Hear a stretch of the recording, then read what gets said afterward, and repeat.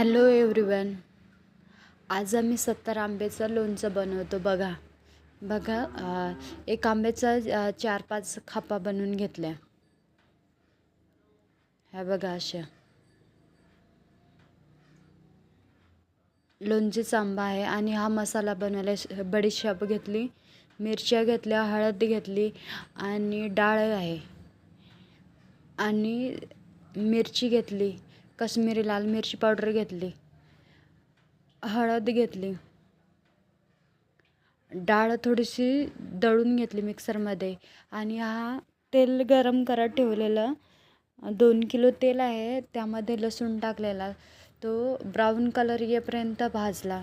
नंतर तो पातेल्यामध्ये काढला.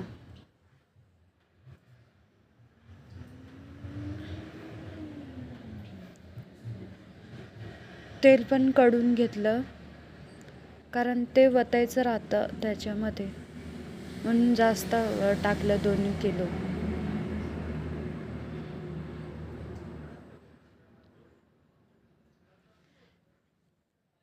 ज्याला आंबट लागतं तर आंबट, आणि ज्याला गोड लागतं थोडासा गूळ टाकतात त्याच्यामध्ये. आम्ही टाकला गूळ तेलामध्ये टाकलेला, कारण तो हलवून घेतल्यावर गठुळा राहत नाही म्हणून. आणि बघा काश्मीरी लाल मिरची पावडर घेतली, थोडंसं जाड मीठ घेतलं आणि मिरची पावडर पण थोडीशी जाड मधली घेतली. आणि ही आहे हळद.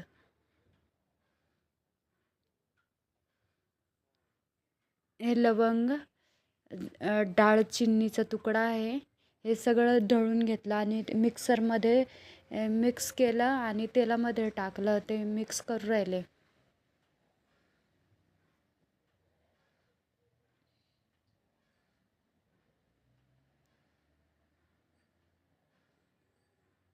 हे असं हलवल्याने गठुळा राहत नाही. नंतर त्यामध्ये चवीनुसार खारट मीठ टाकलं. ह्या बघा आंब्याच्या फोडी आहेत. 70 आंब्याचं लोणचं बनवायचं आहे 2 घरासाठी.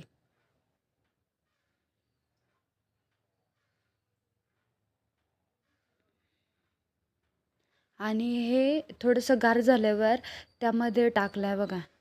ते मिक्स करून राहिलो आम्ही.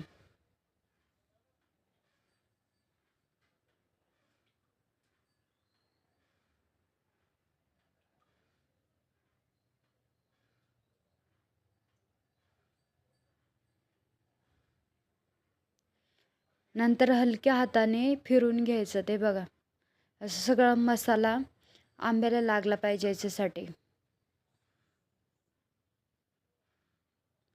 खूप छान असं घरी बनवलेलं हे लोणचं आहे. छान लागतं. खूप खाऊस वाटतं आंबट आंबट, कारण गूळ टाकलं थोडंसं गोडच आहे. जास्त आंबटपणा निघून गेला आहे त्याचं.